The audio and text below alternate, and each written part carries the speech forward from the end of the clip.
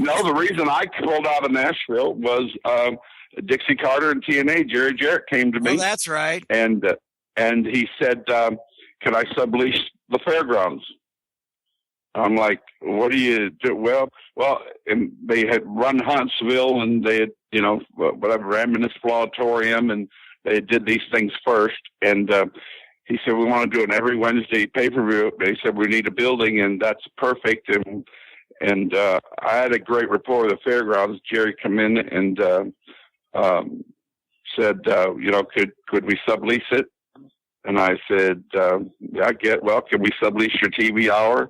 Yes. Can I? Well, in the beginning, I even they had to use my insurance. I mean, it was just a crazy thing, but they had to turn it around because they had to keep their shows going.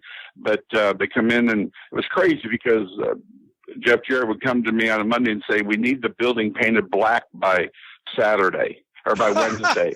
And I remember his late wife, Jill, and him. I mean, there were like 20 people in there painting that thing black, and they had it ready to go. It was crazy. But of course, they nicknamed it Asylum. But they let me. I guess part of the deal was I still ran on Saturdays.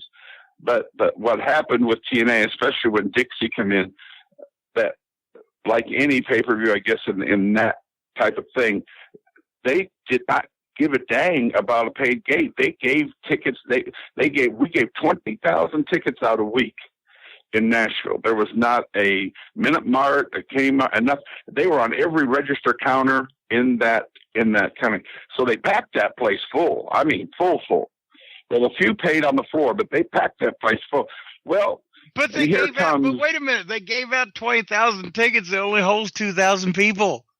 Yeah, but you got to give, because you only get 10% back anything you give away, Jimmy. So they did right.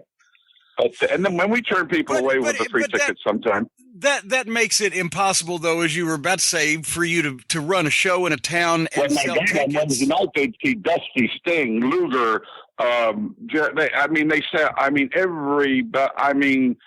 we had Kurt Hennig. We had everybody who wasn't working at WWE was on them shows and for free. And then Bert Prentice wants you to come see Joe Johnson and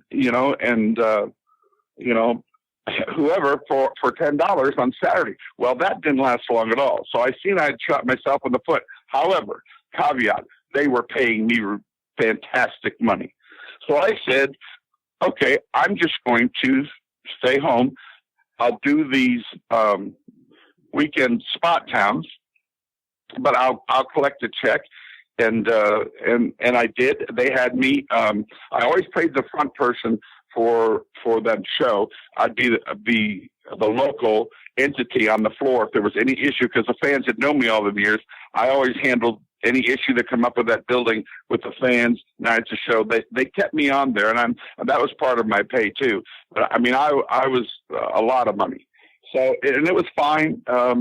But I ran a few shows. We probably ran at that point 8 shows a month, which I guess was still a lot for independent promotion back then. But now we run 12, anywhere from 12 to 8 a month. But finally, I pulled out of Nashville that show because if I'd give it away free, I'd pack it out too. It was crazy. And let me tell you, the ramifications of that has still affected Nashville. Nobody has, and other promotions can tell you, Crossfire, people in there right now, any of them can tell you, oh yeah, we do great. Look at this crowd. They had to pad that place. I don't care who they are, ROH even. They had to give tickets away to pack that place up there because that building became the free place to see wrestling. Well, and it's a similar situation down in Orlando at this point. I think it's hard to get anybody, especially when TNA was running more often. They were doing the same thing in Orlando at Universal Studios with 1 or 2 tapings per month and pay-per-views that just, go to the park. You don't even have to pay for parking. Yeah. Just get in there. But anyway. Then when they moved to Florida, I thought, oh, my gosh, man, we're going to have a resurgence here. And I took my building back and painted it back white like they wanted me to and do all the thing. And unless it was free, Jimmy, they didn't come. The only thing I did do, and we did Lawler's 40th anniversary show, and we did $11,000 house with him and Sid Vicious. That was the last time any real decent house ever, legit paid house came out of that building.